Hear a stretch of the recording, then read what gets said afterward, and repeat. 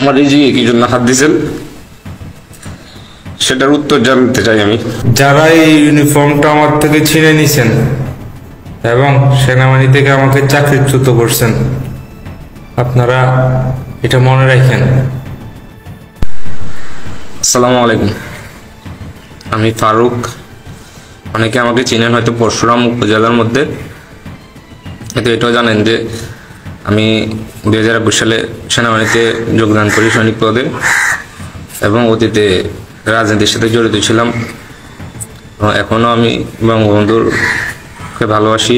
1971 সালের পক্ষে ছিলাম, এখনও আছি।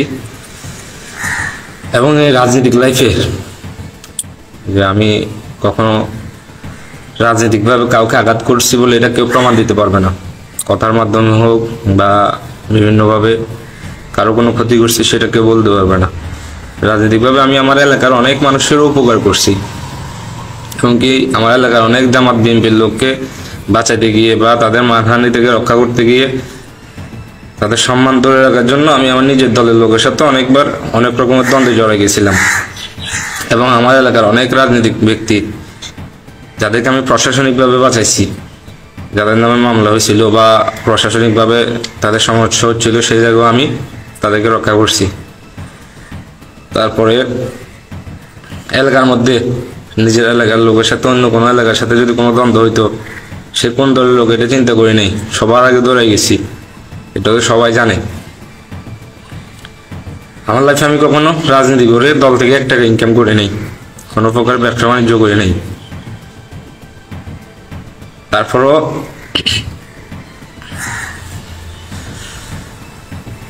যারা আমার চাকরিতে আঘাত করছেন, যারা আমাকে 26 দিন জেল খাটাইছেন, তাদের প্রতি কৃতজ্ঞ যে আপনারা আপনাদের উপকারের প্রতিদান এভাবে দিচ্ছেন। আমার পরিবারেও জামাত বিএনপির লোক আছে। আমি অন্তত এই কারণে কখনো কারোর সাথে বেয়াদবি করি নাই যে আমি যদি রাজনৈতিকভাবে কাউকে আঘাত করি তাহলে অনেকে আঙুল দেখে বলতে পারবে যে তোর পরিবার আগে ঠিক কর। এটাই চিন্তা করে কখনো কারোর সাথে রাজনৈতিকভাবে কোনো প্রকারের মনোমালিন্যে জড়াই নেই। তাদেরকে বাঁচানোর জন্য এবং রাজনৈতিকভাবে কেউ যখন হেনস্থ হয়েছিল আমার কাছে আসলে আমি সর্বোচ্চ চেষ্টা করছি তাদের জন্য প্রতিবাদ করার জন্য। তারপরে যারা আমার রিজিকে হাত দিচ্ছেন, আমার অসুস্থ মার ট্রিটমেন্টটা বন্ধ করাইছেন, তাদেরকে কি বলবো সেটা আমার ভাষা আসতেছে না। পরিশেষে বলবো যে আপনারা যদি কেউ কোনো কিছু প্রমাণ দিতে পারেন যে আমি রাজনৈতিকভাবে কাউকে কখনো ছোট করছি বা অপমান করছি বা আঘাত দিচ্ছি বা মুখে কখনো তাদেরকে কোনো কিছু বলছি, তাহলে আমি আমার এলাকা থেকে জুতার মালা পরে সারা জীবনের জন্য আমার এলাকা ত্যাগ করবো।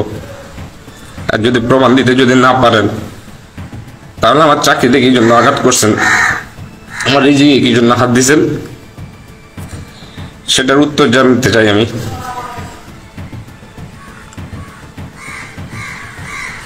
আপনারা এরকম অভিযোগ করছেন যে আমি এলাকার মধ্যে চাঁদাবাজি করছি, এলাকার অবৈধ ব্যবসাগুলোতে জড়িত ছিলাম।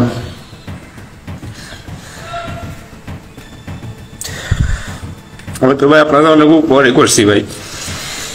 আপনাদের উপকার করার জন্য আওয়ামী লীগের ঊর্ধ্বতন নেতা কর্মীদের সাথেও আমার সাথে দ্বন্দ্ব হয়েছে অনেকবার, শুধুমাত্র আপনাদের সম্মান রক্ষা করার জন্য।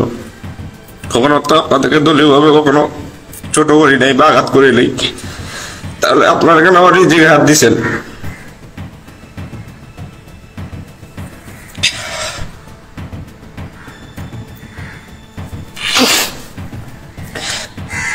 যাক, সবকিছু আল্লাহর কাছে বিচার দিলাম।